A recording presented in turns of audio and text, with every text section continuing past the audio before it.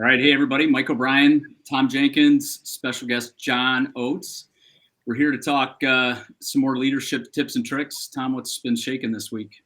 We're waiting on snow here in the great state of Arkansas, the land of milk and honey, the northwest corner. John has shared that I guess it's snowing where he's at, but all's good. So John and I were together at the National Fallen Firefighters Foundation President Truman Fire Forum down in San Antonio. When was that, John? Like 4 weeks ago now? Yeah, probably something like that, about a month.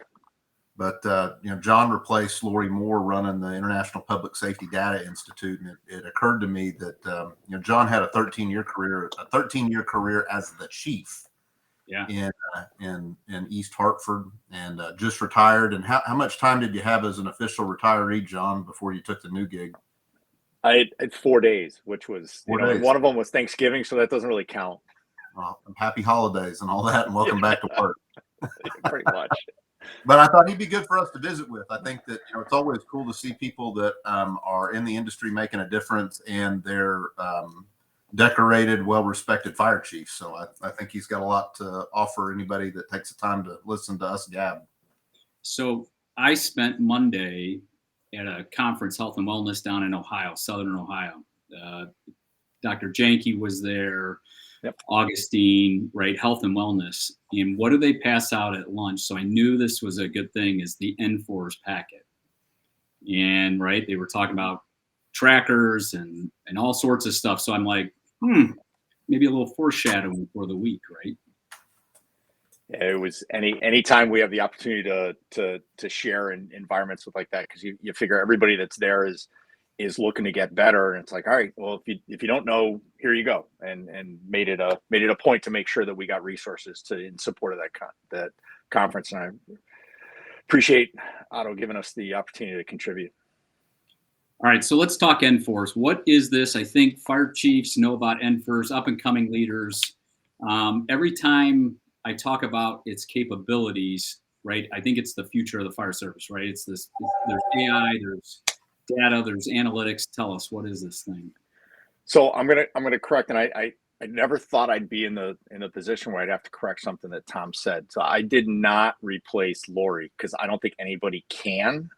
I just merely answered the phone, and somebody said, "Hey, would you be interested in doing this?" So I tremendously appreciate the opportunity that the board of directors has given me. So the International Public Safety Data Institute has three products, and we just talked about the NFORS Exposure Tracker app, which is huge, that every firefighter, regardless of whether you're an analytics customer or not, you can download that app for free. I don't care if you're a Google user, Android user, Apple user, you can download that and you can track your exposures and make sure that you have a solid diary of the stuff that you've done in the course of your career. And with that is the NFORS analytics piece, which allows fire chiefs, users within the organization, to literally look at a holistic view of everything that's going on in their fire department, in their community on a daily basis. And it's not, I've started to liken pretty dashboards are often like the movie set in Hollywood. You've got this beautiful facade, and then you open the door and there's nothing back there.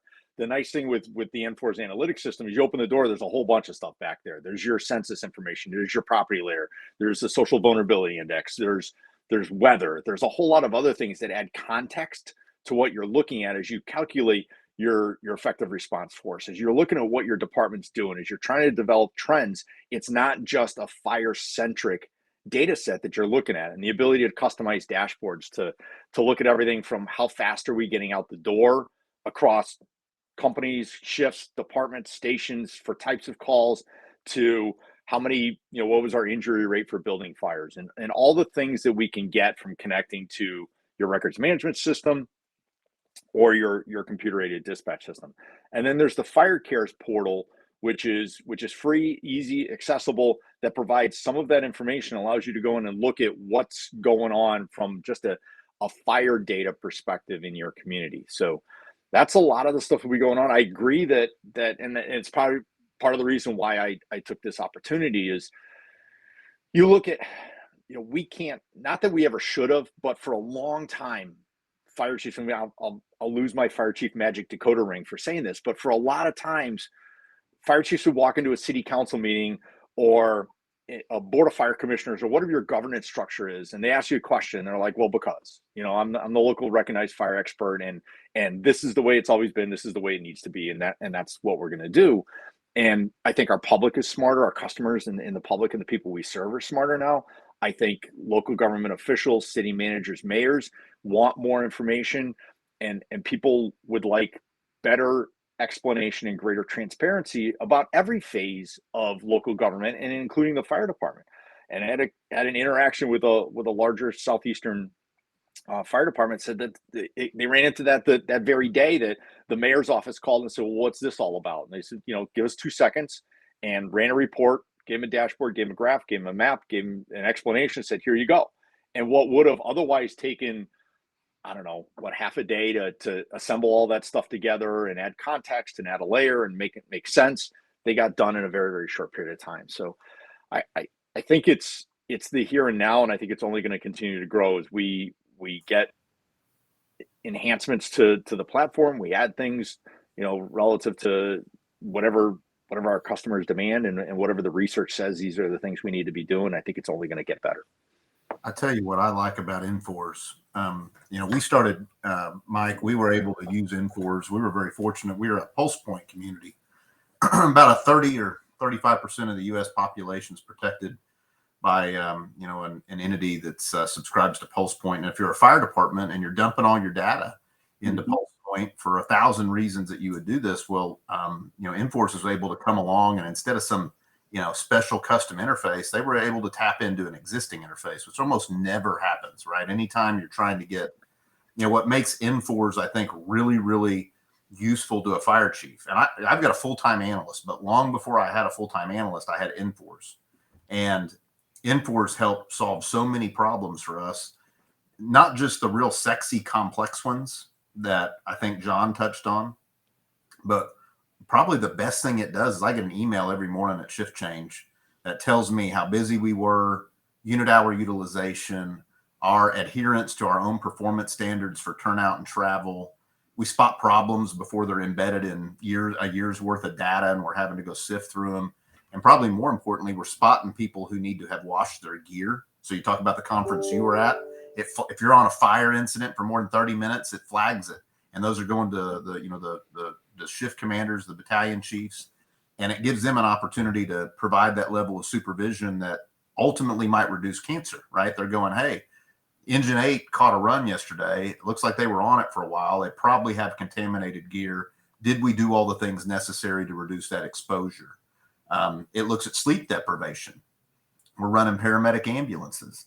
And we have decided that when you're committed above 120 minutes in a 24-hour period, or you run more than 3 calls overnight, that you might be tired, right? It doesn't mean guaranteed that you need to, you know, get an extra, you know, so many hours of sleep, but it does mean we might need to rotate you onto a fire company, or we need to do something different.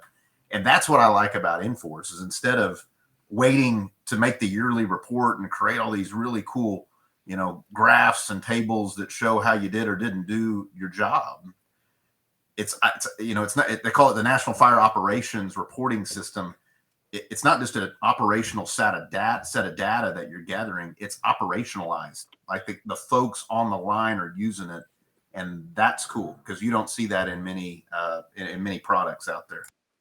Well, and the ability to do that in, as you said, and honestly, I hate to use the word real time because real time is variable, but with an immediacy and a frequency that we otherwise wouldn't have.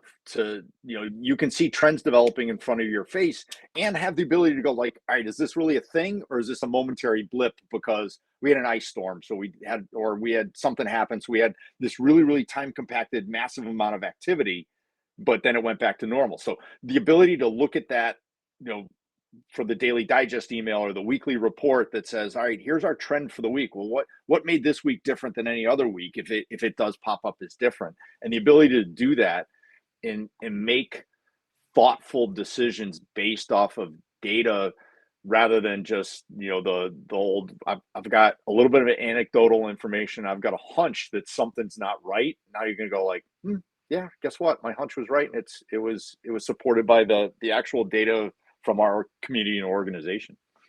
Did Tom, when you guys or John, are you seeing, like, does the staff on the street get it now, or were they apprehensive in Rogers when you put it in place? Like, oh, the chief's spying on us or something else. Or They're so used to me spying. I mean, there's nothing that those cameras in the station don't already show me. No, I'm just kidding.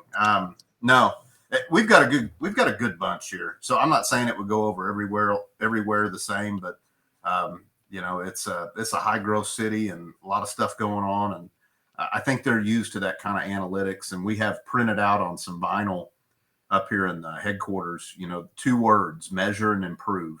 And I stole them out of the Resuscitation Academy in King County when we went up there talking about how to improve cardiac arrest, but they apply to everything we do. And they're certainly applicable to NFORS, right? Like, if everybody wants to be better, everybody wants to be the gold standard, but not many folks are really, I mean, you can't go into a lot of fire departments right now, unfortunately, and say, hey, what 90th percentile, what is your travel time to your such and such area? You know, what is your Ootstein cardiac arrest survival rate, right? That's not table terminology. And I was going to show you, Mike, if it's good, I was going to share my screen. I was going to show you what daily email looks like. I think it's kind of neat how operational it is.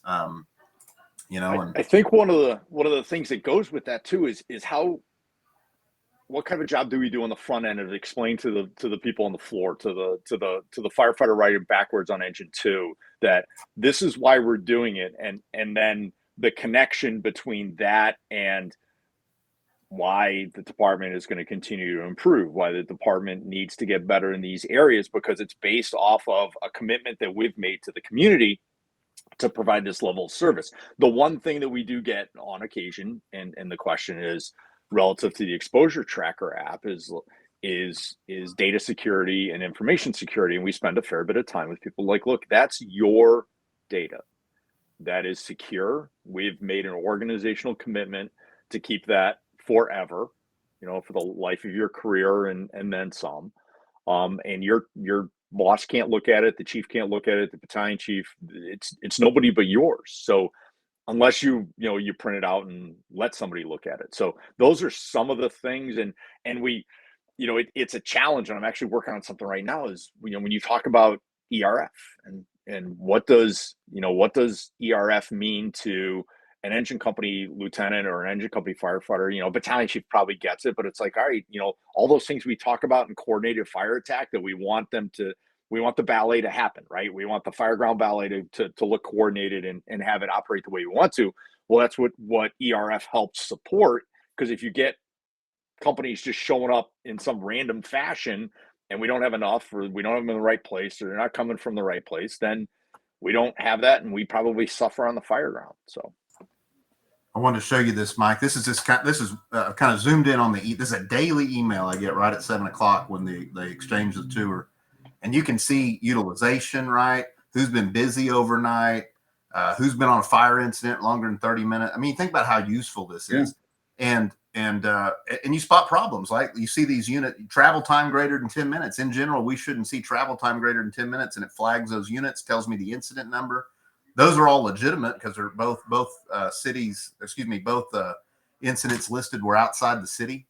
But you can see quick dashboard, right? If I'm a battalion chief, I can look at this. If I'm even a captain, I can look at this. And then I start to look at holistically how we did. How many incidents did we have in that time period? What was our turnout for fire versus EMS? And it goes unit by unit, right? That we're able to start to look at how busy or not busy we were during that time period. So that's why I'm an NFORS fan, and that's why I think the work that Lori did and now John does is just so important. And the cool part is Rogers built that for Rogers.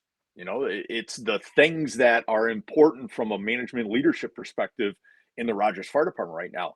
Other departments have done other things, and that's, you know, why we continue to do monthly training to be able to kind of cross-pollinate those things. And the customizability, I don't even know if that's a word, but the ability to take it. I like it. I will make it.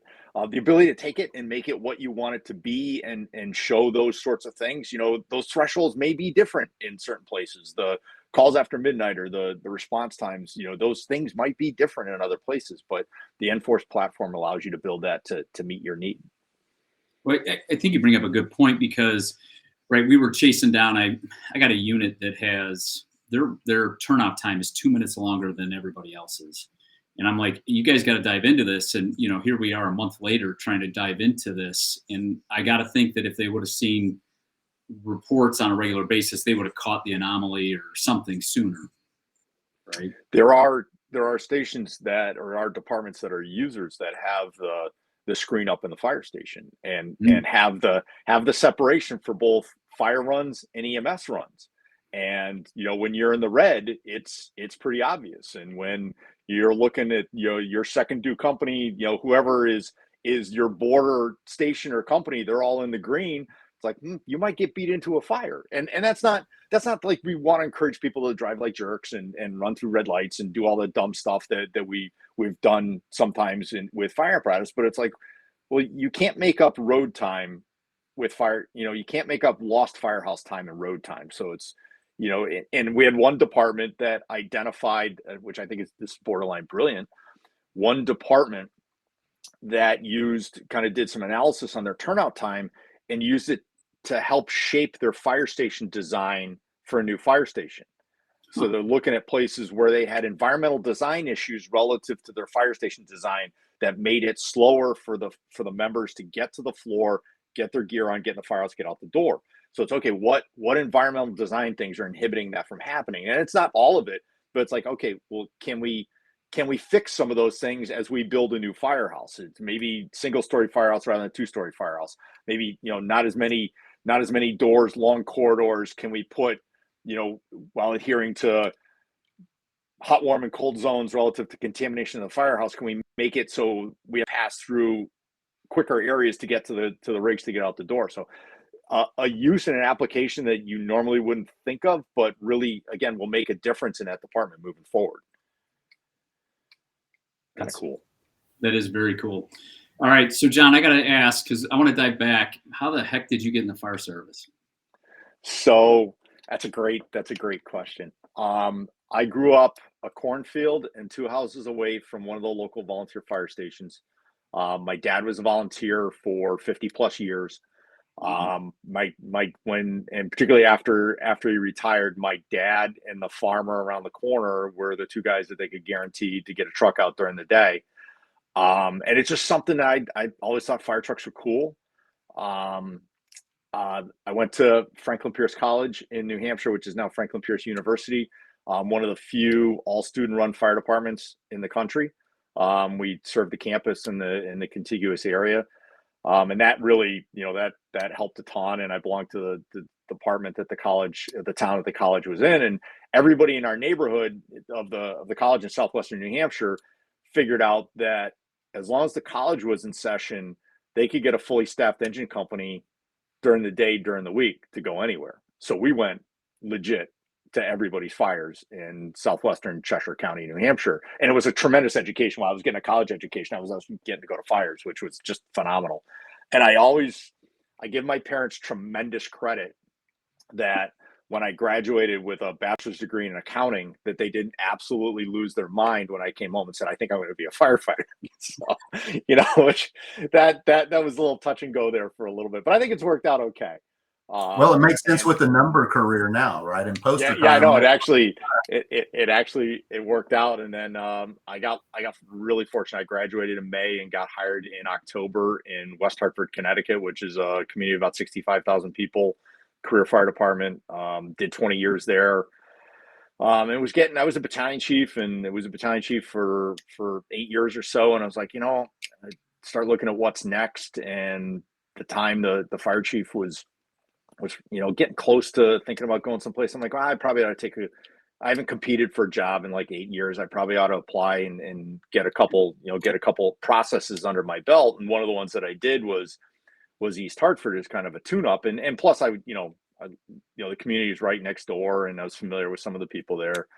And, you know, then it was hey, you did really well. You want to come back for another interview? And then you want to come back for another interview. And I just kept playing it. And the mayor made a decision, and I was fortunate to go there and have just from a fire chief perspective, I would do it again in a heartbeat. Just a tremendous group of people, great community to work for, great support from both mayors, actually all 3 mayors that I worked for. Great labor management relationship that had pre-existed way before I got there, but the union leadership is phenomenal. So it was a I tell people all the time, it's a never-ending, fire chief, and to a certain degree is a never-ending experiment to find out whether you're full of crap or not. And that's, okay, so I want to ask you a question on that then, John. So 13 years as a fire chief in East Hartford is nothing to shake a stick at. Yeah. And quickly, I guess we get a lot of fire chiefs that will watch this or listen to it. What's your top 3 pieces of advice? So if you did at least double, I heard one time, Mike, isn't it like 5 to 7's the average lifespan of a fire chief? Yeah. So 13 years, you did double-ish what we would expect a fire chief to do. Three items of success if you had to go back and write a book on it.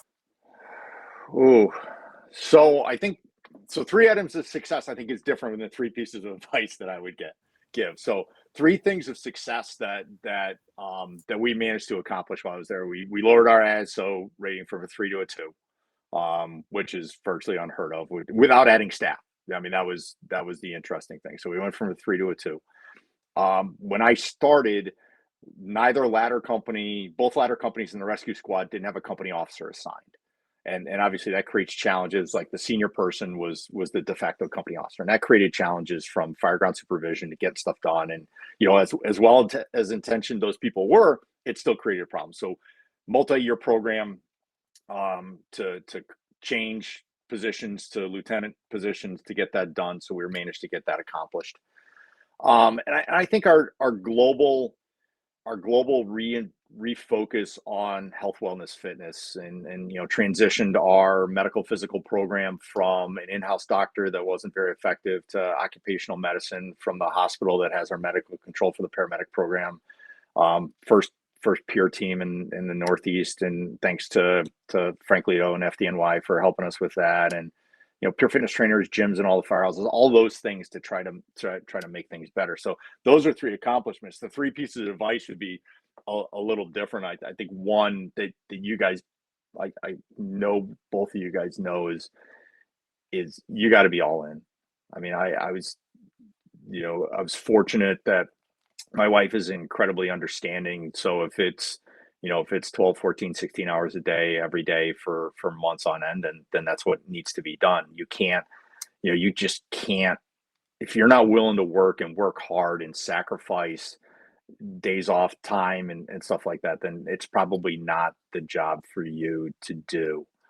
2, don't, I'll use the Chief Brunacini line, and egos eat brains. I mean, if you're not willing to raise your hand and go like, yeah, I screwed that up, I owned it, I'll fix it and move forward. I mentioned labor management relationship. It's Connecticut, it's the Northeast, strong union, a lot of labor laws. Maybe I think 3 grievances in 13 years. Wow. And that's not because we didn't do things. It's because the ability to sit down and have what I fondly term as the grown-up conversation. Oh, look, here's the problem. Here's what we're going to do. We can do this. We can discuss like gentlemen and come to a conclusion and affect whatever discipline or whatever else needs to be done, or make changes or make improvements and go forward. Or we can sit and throw rocks at each other. And I'm a professional rock thrower. If that's what you want to do, we can do that. But I really, really rather not, because occasionally I'm going to catch one of those and they're going to hurt. So I think that's part of owning what you screw up. And then the other is it's tough to quantify, but so I said I was a volunteer, a bachelor's degree in accounting, my graduate degree from Oklahoma State University, which added a whole nother layer of just made me better. But I took on the adjunct staff of the Connecticut Fire Academy. I was the fire marshal in the town that I lived in. I've had an avid interest in fire apparatus and trucks and stuff like that, and fireground tactics and leadership and supervision. So I think I tell people, and it's tough in this day and age of short attention span. I think reading is really important. And I think a global preparation of everything, touching everything in a fire department at one time or another becomes really, really important, because it helps. I had a former boss, tell me that I don't have to know how to play piano to tell whether you can or not. And he's absolutely 100% right, particularly in this day and age of everybody's an amateur movie critic, music critic. They can play sports better. They can ref a football game better than the guy in the zebra stripes running up and down the road on field on any given Sunday. But what they can't do, if you've never done it, you can't tell somebody how to get better from an authentic position. If you've never been a company officer, it's tough to have that authentic conversation with a company officer about how to officate better. And the same with, battalion chief, fire marshal training, those things. So I think the more broad your experience set and the more things you can expose yourself through. I mean, everybody likes going to fires, and most people are suppressionists at heart, and that's what they want to do. And that's awesome. But I think I will get crap for this, but if all you are is a suppressionist, it's probably not going to best prepare you to be a really good leader of a fire department, because you will have kind of a myopic look at things, I guess. Yes, it's the most important thing we do on a daily basis. Don't get me wrong, but there's way more, as you guys know, there's way more to run in a fire department than that. But to that end, I'd go to every fire that I could go, and people would be like, "It's 3:00 in the morning. Why are you here?" And my answer was, "Well, A, I can, and two, it's important, and I want to see how we're doing." I love that. I think that's cool for a numbers guy. I think you have a poetic nature about your responses. So A+.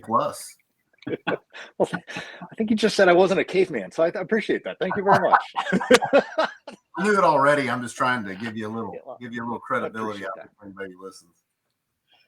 Well, John, so all right, I can only imagine how hard it was.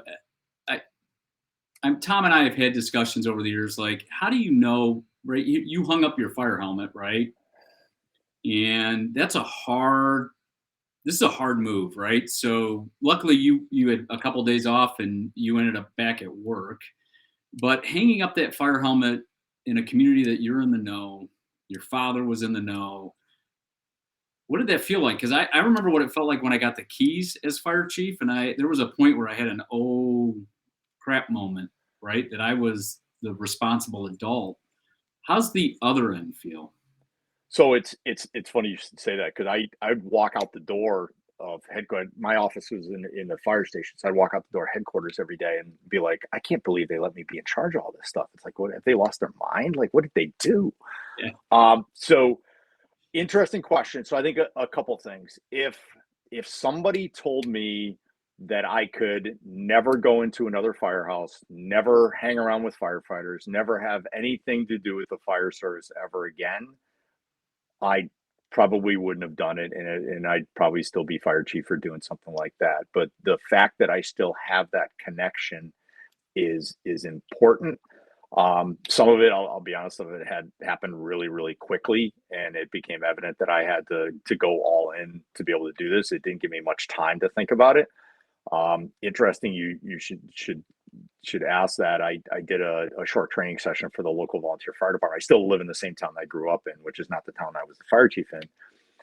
And we were talking about stuff when I got done doing the class, and they're like, "So you're going to put in an application?" And I just laughed out loud. They're like, "Well, actually, we found yours from 1984. It's still in the filing cabinet downstairs." And I'm like, "Yeah, no, I'm good." So, but I've had that question from about 5 area fire chiefs going, "Hey, if you're around during the day and you hear something," and I'm like, I need to get my arms around everything that I'm doing now before. But it's a real big thing, and it's one of, you guys have probably seen it.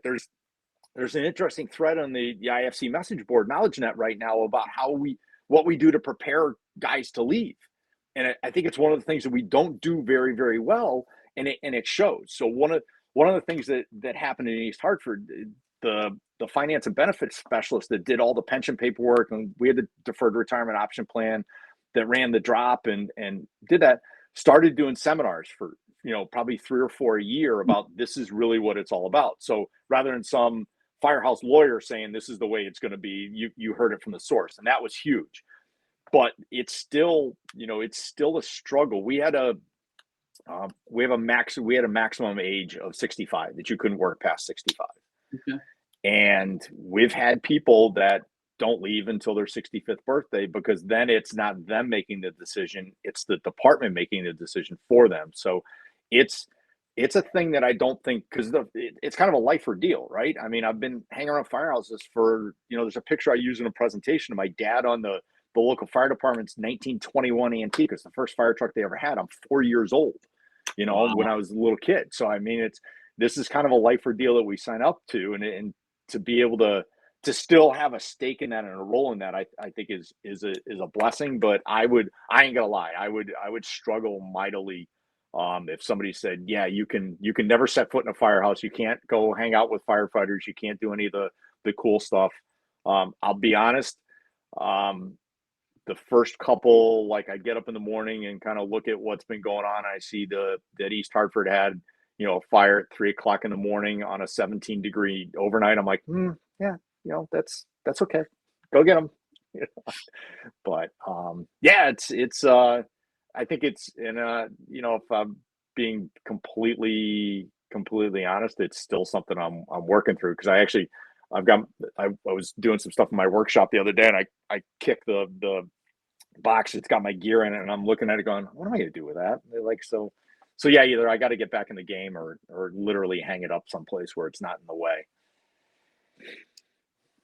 All right. So you have a unique view now. You got this experience, this transition. You're now interacting with a lot of people from everything you do. So what's the biggest issue you think facing the fire service right now? Oof, I can only pick one. You can pick two, but more than two. So I think there's a handful of things. One, I think we are benefited by the quality and the capability of the people that the fire service attracts is second to none. The people that we talk to about that are trying to make good decisions to protect their communities and protect their firefighters and make their organizations better is just like, wow, this is awesome.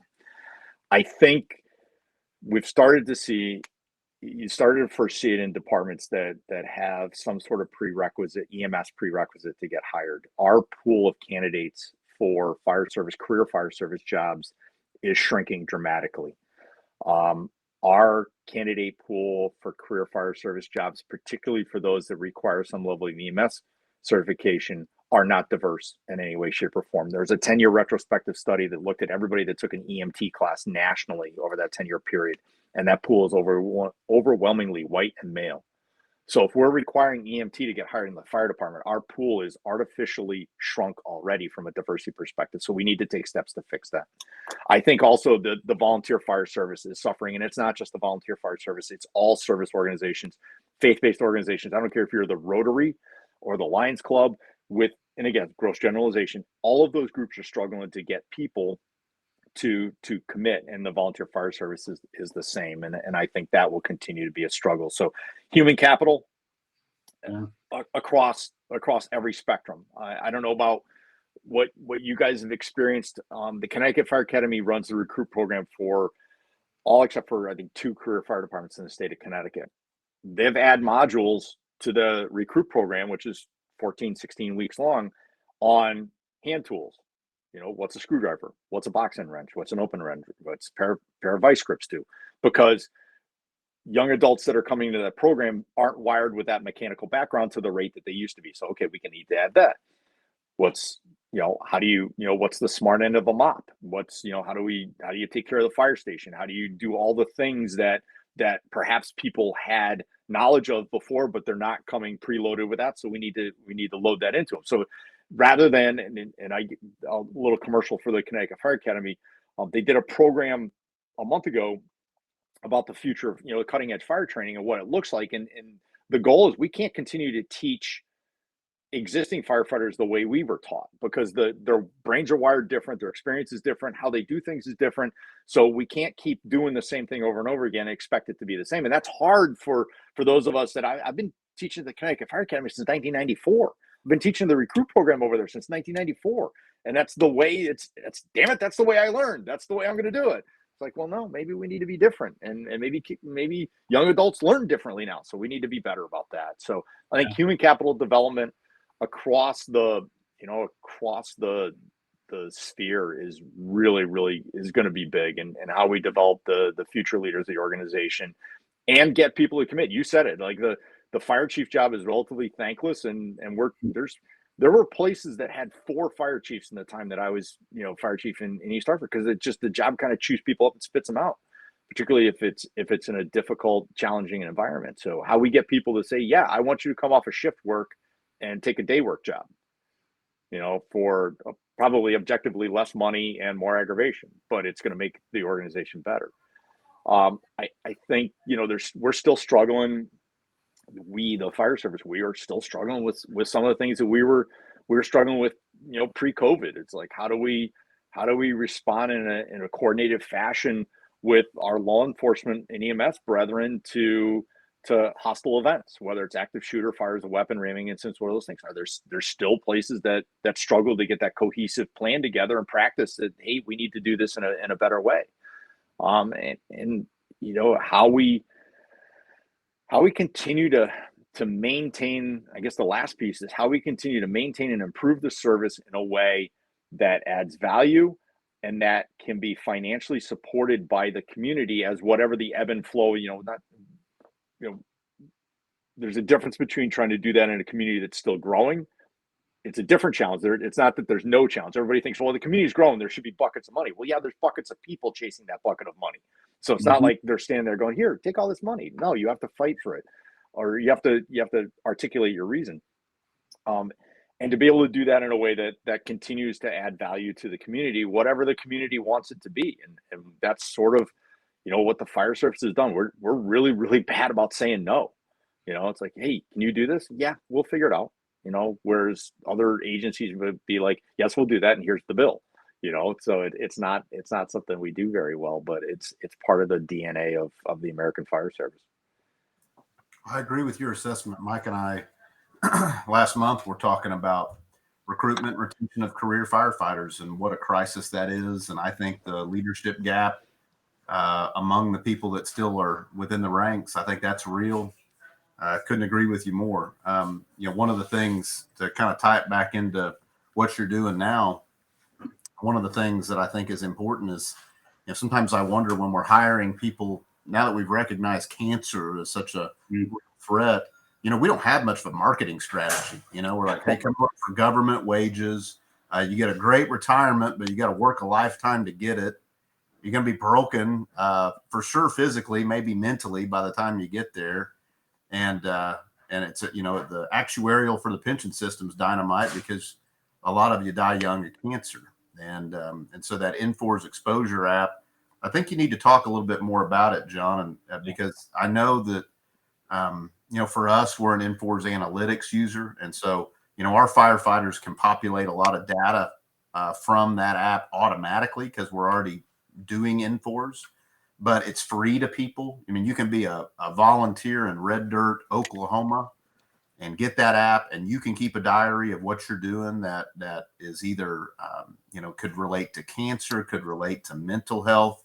And I tell my people when I can engage them about it, it's like retirement, that the diary doesn't mean a lot your first couple of years, right? But what you accumulate over the course of, a whole career on the fire department may mean the difference between a disability in the line of duty pension benefit and something that's not, or some diagnosis. I think it's a big deal, just like retirement, right? You got to start early and stick with it and grow it.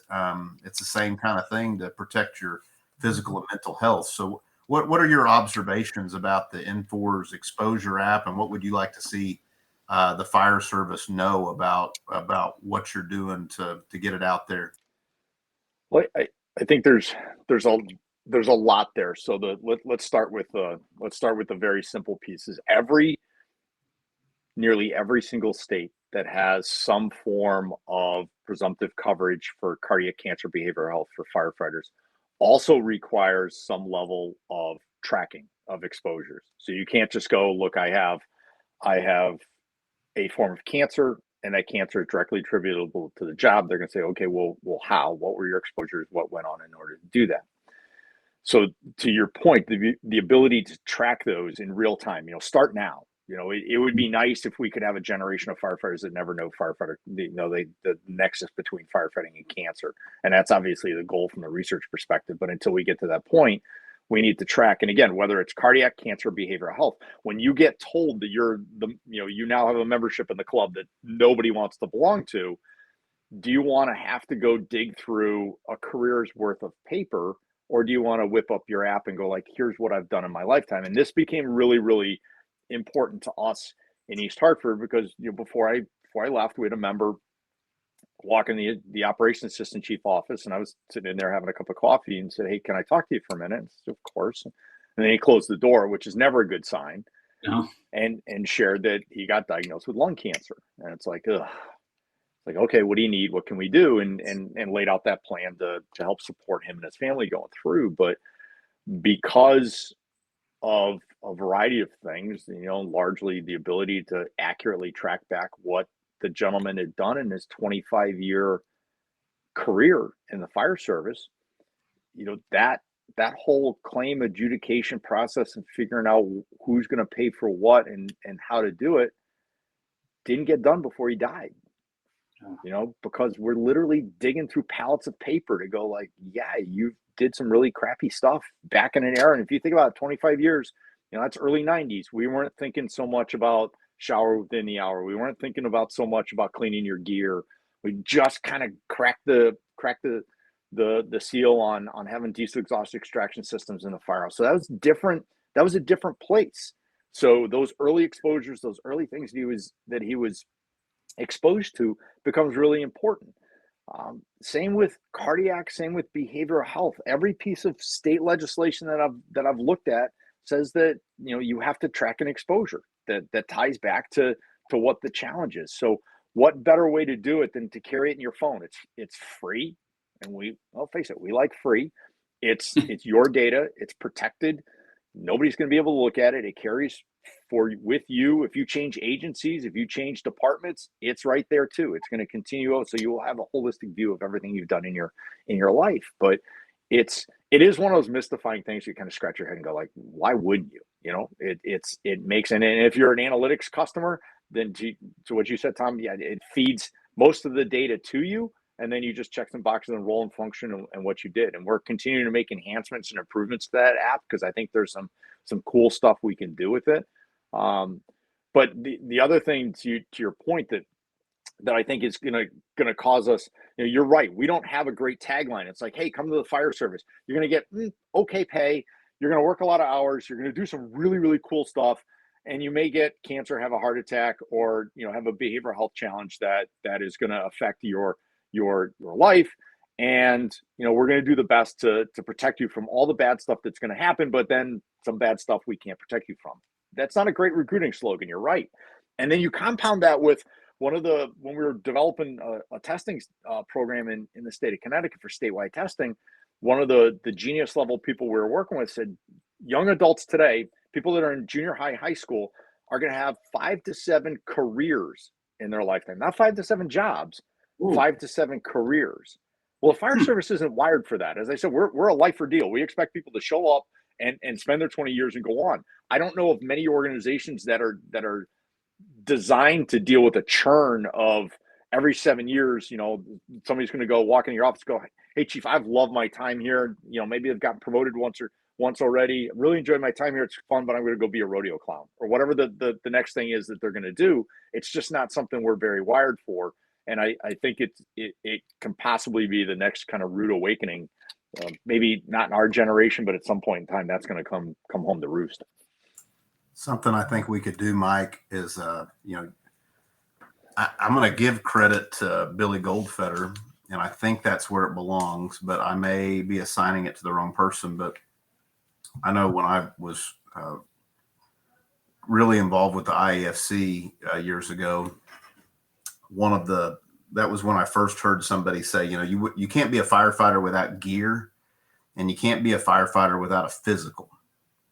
And that was the first time I'd ever heard somebody say, a physical, we just have to look at an annual physical has to just be part of the gig, right? You got to have the iconic fire helmet to be a firefighter, right? Well, the physical is the same way. And I think, to help, somebody like John and the International Public Safety Data Institute, something that, us fire chiefs have to do is we have to say, hey, when you get on the job, you need to download this app. Like and then once a year, we need to remind them, hey, make sure you're updating that app. When we're doing a post-incident analysis on a big incident, that we need to have a reminder in the PowerPoint and go, hey, and remind you, this is probably an incident that needs to be in your career diary in that app. And I think if we can integrate it into some of the DNA of our conversation, one by one, we start to turn the tide, and then it's just normal, right? There was a time where a lot of these departments didn't wear, especially these large metro departments didn't wear bunker pants. You don't see that anymore, right? Like, this is a business that can change and get better as much as we try to be cynical and pretend like it won't. And I don't know. I think the work you're doing, John's fantastic. So thanks for sharing that. Find a kid today that wore a black coat and 3/4 boots to a fire. I mean, you can't, that they're probably, if they're on the cusp of retirement. But you're right. It's a cost of doing business, and I hate to put it in that way, but it's like, if every single organization that you and I have ever worked for has something in their mission statement, whether it's the department or the community, that our people are our most valuable asset. So at some point, we need to put the resources behind that mantra and support that and go, look, I care enough about you that I'm not going to let you go to training. I'm not going to let you ride on a fire apparatus without having a medical physical. And if, and the other part of that, because it's a fear piece, the other part of that is, if something pops up in your medical physical next year, the year after, that, we'll help you get it fixed. That if it's something we created, and that was one of the things that I did when we changed our medical physical program. I had to deal with the union president. I'm like, look, I said, if I get something back from OC Health that somebody's not cleared for duty, there's some very simple question: is it temporary or is it permanent? If it's temporary, well, okay, you go on light duty and we'll get you fixed and you'll come back to the line and be fine. If it's permanent, well, you're still going on light duty because it's going to take us longer to figure it out, but it's not like we're going to shove you out the door, because there's a massive transition. And in some cases, if it's cardiac or if it's something bizarro, maybe we created it and have some responsibility for it. So, that falls under what we said, the human capital management piece is how we develop people, how we get people in the door. And, I think for younger generations too, they want their time, they value time often more than money. And if we're going to ask them to come down to the local volunteer firehouse and go to drill night or go to a meeting, they want to say, okay, so what's the value in doing that? What am I going to learn? What am I going to do? And unfortunately, in some cases, when they walk in the door and the person leading the drill hasn't figured out what they're doing that night, that doesn't set a great tone. So there's from all of us, there's no shortage of things that we can do to continue to get better, me included. So think about this for a minute. I had about a year ago, one of our firefighters went for their physical. They've had a knot on their throat. They knew about it. They weren't seeking medical help. And our physician said, if you don't go get this checked, I'm going to say you're not clear. And so he went. It ends up being cancer, right? And so Michigan's got presumption, and we're still working. He's good. He responded well to treatments. He's back on duty, clear, but he still has not gotten his presumptive. And we had to go through and prove that he went to fires, right? So we had to pull up old data and pull the structure fire reports and submit them, but they're still working through these record pieces. And in Michigan, we're a PFAS, like our foam, and you think about all those times you were covered with foam, AFFF at training. And, we're learning all these crazy things, but this is probably a prime case where you imagine if he had the app, we wouldn't be sitting there. He'd have printed his log, submitted it from training all the way through. Cause you want to talk about certain things back in the day, we were not logging, especially, live training burns, stuff like that. We didn't log. Yeah. And you think about it, at the very least, we'd be able to go like, all right, we've done everything that we can do. It's in the bureaucracy of whatever the bureaucracy is at the state level or whatever level that is. It's like they own the delay. They own that stuff. We're like, look, we've got all of our stuff together, and we shared it with them, and they have everything they need in order to do that. But yeah, it's hard. And that's why I, for when I asked the question, it's like, all right, do you have presumptive legislation in your city, in your state? And people are, inevitably like, yes. I'm like, okay, have you ever actually looked at it to see what the requirements are? And the requirements are incredibly broad. for both, some states have specific cancers, some states have specific behavioral health challenges, some have very specific records demand, some have very, very narrow. But to your point, Tom, almost all of them say, did you have a physical when you started? And did that physical show no evidence of any sorts of cancer when you started? And that's kind of the ground floor. Like if you came in the door and you were healthy, then okay, that helps it from the start. It would be nice if it was easier. Presumptive, there are a lot. I've said I actually have a presentation. There's a lot of assumptions about presumption, and not all of them are 100% accurate. All right, so John, I got like a couple questions, and we're going to wrap this up. You said our chiefs are supposed to read. What book do you recommend the most? Oof, there's not. I mean, look, see that. I mean, there you go. Take your pick.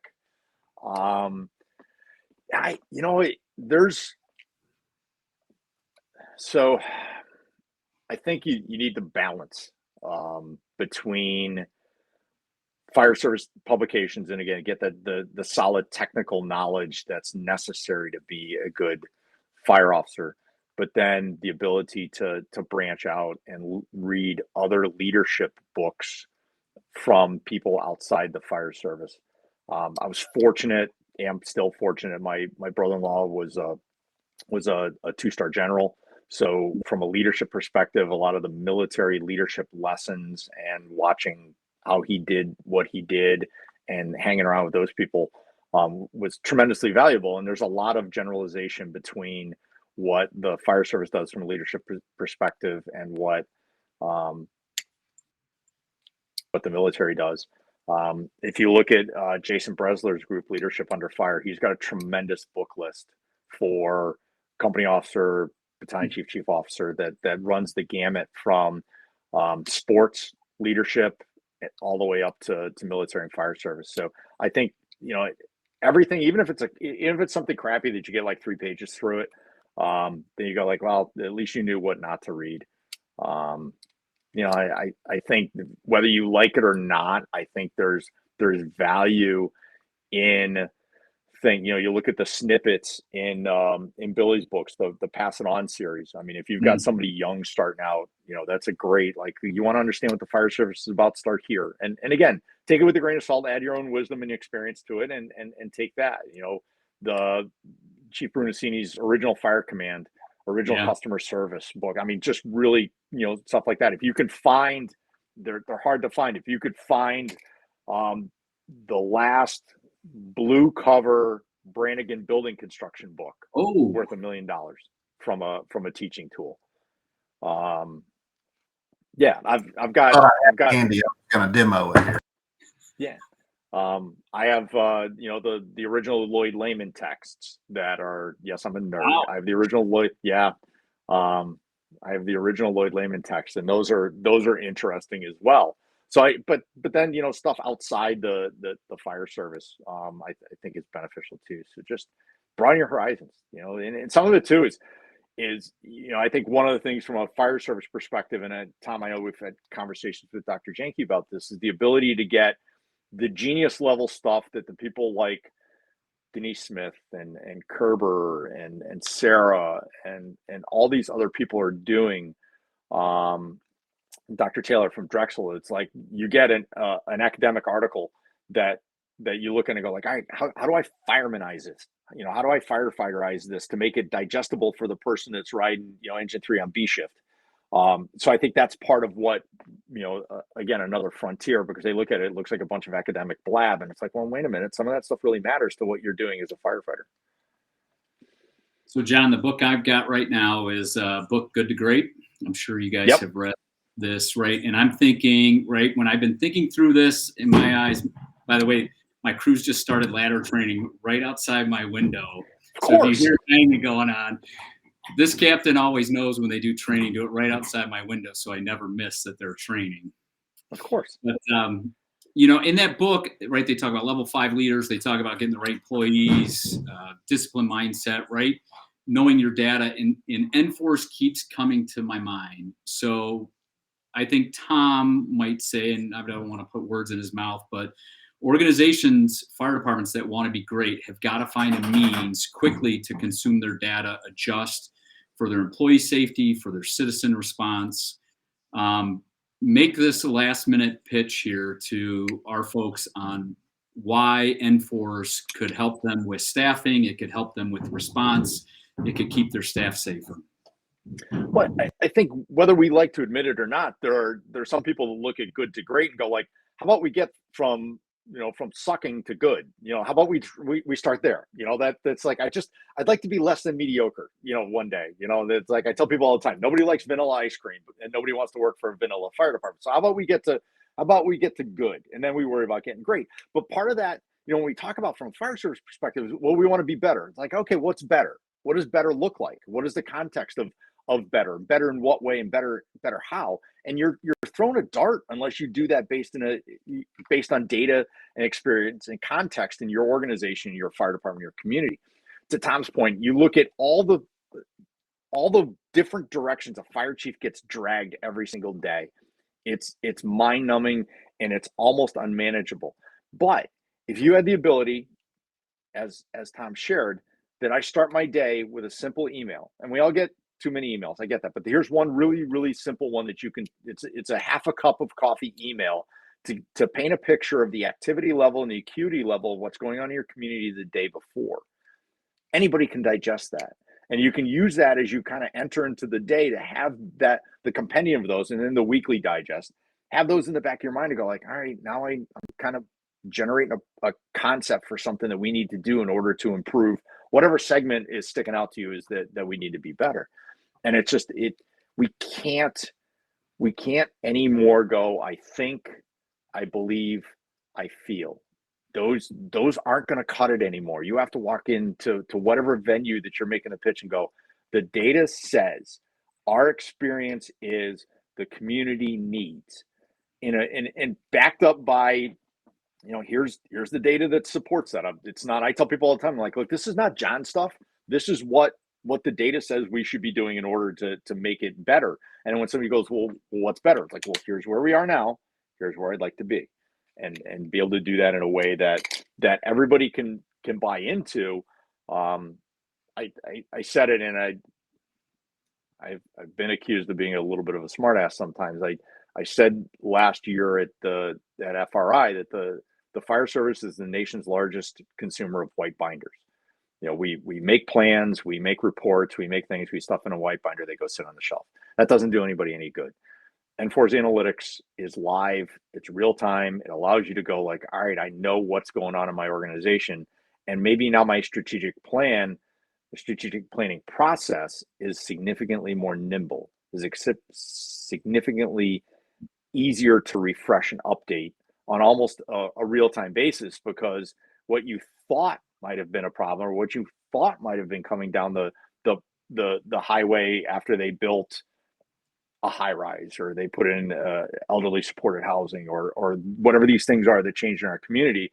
Now you're like, well, now I can see exactly what the impact of that was, because I can drill down on calls for service in that neighborhood and what it did to our response modality. So we're just, from a fire service perspective, we are just picking the scab at just the beginning of what that looks like. And I think we'll, with folks like you and other early adopters, will continue to grow it to get better. Well, to everybody that listened to our guest today, John Oates is not only a decorated fire chief, somebody who contributes to the industry, a recognizable face at a lot of different gatherings and venues. He's somebody that he's got a heart for it, and that's why I thought you'd be good for Mike and I to visit with. So, Chief, thanks for carving out some time to come and share with us. And I think for all the people that listen to this, the obligation and the homework for all of us is learn what NFORS is, download that exposure app. It's free, Android, Apple platforms, and then visit the International Public Safety Data Institute website at i-psdi.org and check out what they're doing. That's a group that, to your point, John, more and more the emotional arguments of getting more resources, they just don't work. And you have to measure, you have to improve. We've got to, get the elected officials on board, and the work that you do helping fire chiefs like Mike and I It's so valuable. So thanks for being here, and thanks for everybody for tuning in today. Appreciate the opportunity for to have a chat, and anybody that's looking to find me, my email address is even easier than the website. It's just John@IPSDI. So reach out if you run into me someplace. Come up and say hi. But I appreciate both of you having me on, and hope for good things for both of you in the coming months. Thanks, John. Thanks, Tom. See you guys.